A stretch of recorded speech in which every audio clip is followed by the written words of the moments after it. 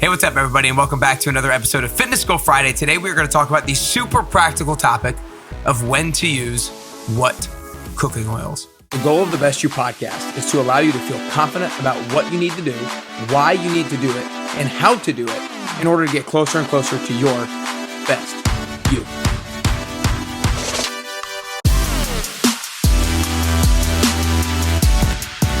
Hey, what's up, everybody, and welcome back to another episode of Fitness Goal Friday. Today, we're going to talk about one of the first things that I learned about through my nutrition education goal that I set out for myself, and one of the first things that I changed in my routine, in my habits, in my nutrition, in my cooking when I started to learn this in my education, and that is when to use what cooking oils. And I think this is super important because so few people know this, I realize, and it's kind of unfortunate because of how big of a deal it can actually be. Because one of the things that I always did is I used olive oil for everything. I put olive oil on every single thing that I cooked, and because I've learned that olive oil is great for you and has a lot of healthy fats in it, and that's always what I did. But then one of the first things that I realized and one of the first things that I learned was how low of a smoking point olive oil has. And so olive oil has the smoking point of 320 degrees Fahrenheit, meaning that when it gets above 320 degrees, it actually has the ability to turn into a trans fat, which can be very harmful for our bodies. And so you want to make sure that you use whatever oil that you're using at a temperature below its smoking point. And so for olive oil, for example, you want to either do low heat cooking, so under 320 degrees, or you just want to use it for things like salad dressings or things that are room temperature type items. And so I always make sure I have extra virgin olive oil on hand, and you really want to make sure it's extra virgin olive oil. I always have that on hand for things like low temperature cooking, and usually more for things like salad dressings because, and I'll go off on a little tangent here real quickly, because salad dressings are one of the condiments that have some of the most hidden harmful things inside of them. Some of the most high concentrated of preservatives and flavorings and just harmful substances in salad dressings. And so olive oil is usually the base of whatever I use for any kind of salad dressing that I end up having or end up making. And if you ever want to make some of your own salad dressing, then olive oil is a really good base to have as well. So olive oil you want to use for low heat or for kind of body temperature type things. Low heat meaning 320 degrees or below. Then when you start to get into higher smoking point oils, you get into them because the more saturated fat, the higher the smoking point is. So coconut oil has a little bit higher saturated fats, and so its smoking point is 350 degrees. And so you want to use coconut oil for things like low or medium heat. And then my favorite and the most versatile because of its smoking point is avocado oil, because avocado oil's smoking point is 520 degrees Fahrenheit. And so that's super high. And most of the times, anytime I'm roasting vegetables or doing anything on the stove, I'm using avocado oil to a frequent degree. The other thing that I use frequently now for cooking, and it's actually something that I don't know what my belief was before my learning, but now I know how great it is to cook with, and that's pasture-raised butter or grass-fed butter. I use this anytime I'm cooking on the stove at a little bit higher degree temperature. So usually when I'm cooking eggs, I use pasture-raised butter. One, it makes for killer flavoring. And two, it has a higher smoke point as well. And so you're not getting the harmful trans fats by cooking at a little bit higher temperature. And you're using pasture-raised butter, using grass-fed butter. So it's coming from one, ethically raised meats, two, environmentally responsible raised cattle, and then three, it's just overall healthier as well. There's going to be a higher omega-3 to omega-6 ratio, and you're going to have more actually minerals and nutrients in that pasture-raised butter than you would have in maybe a traditionally cattle-fed or grain-fed cattle. So one of the things that I love to cook with is grass-fed butter. Now, a couple of things I wanted to add on top of how to use cooking oils or when to use what cooking oils is when you're preparing meats and how to ensure that you're not producing AGEs or advanced glycation end products, because you want to make sure that you're not producing these AGEs through cooking, because those have the potential to be carcinogens and have the potential to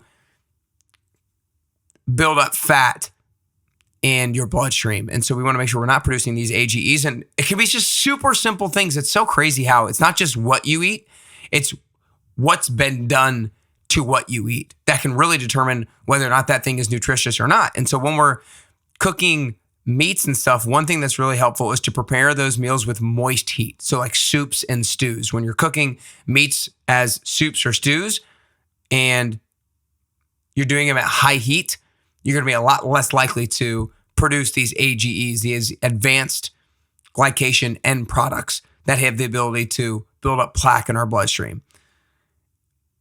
Second thing is when you're cooking with meat, you want to cook with acidic ingredients like vinegar, tomato juice, or lemon juice. Those are really key to make sure that you avoid creating these AGEs. So for example, if I'm marinating a steak, then using balsamic vinaigrette or balsamic vinegar to cook with. Also, I made ground beef the other day and I put apple cider vinegar in along with some grass-fed butter. So I put grass-fed butter and apple cider vinegar in there. And it doesn't even really affect the taste that much. Apple cider vinegar has kind of a very specific kind of potent taste to it, but it doesn't really affect the taste. And it really ensures that advanced glycation end products are not being created because of the acidity of the thing that you are cooking with.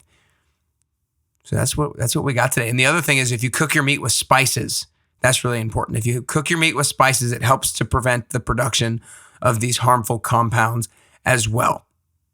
I hope you guys enjoy this episode. I just wanted to get super practical with some of the most basic things that you can change today.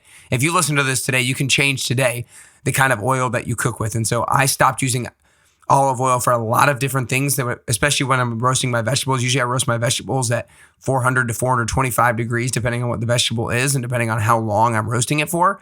But now I just put avocado oil in it. And the change initially, it wasn't hard, but I could definitely tell the difference. Avocado oil has a little bit less taste than olive oil. So if you don't like the taste of olive oil, then that's good news for you. If you really like the taste of olive oil, then the taste of avocado oil will get better and better as you go. It won't seem maybe quite as, not bland, but it won't be as flavorful, and you'll get over that. I promise you. You'll get over it. I promise you. And you're going to want to take care of your health. So again, to go over things really quickly, when to use what cooking oils.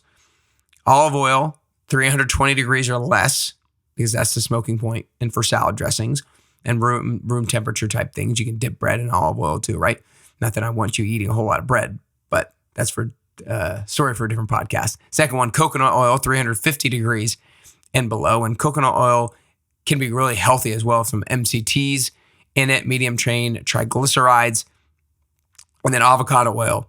Basically anything, 520 degrees or less is that smoking point. And then I like to use grass-fed / pasture-raised butter for some things that I do on the stove to really help with flavoring and to ensure that I'm not turning fat into trans fats. And then lastly, when you're preparing your meats, make sure that you can either prepare them with moist heat, like in soups or stews.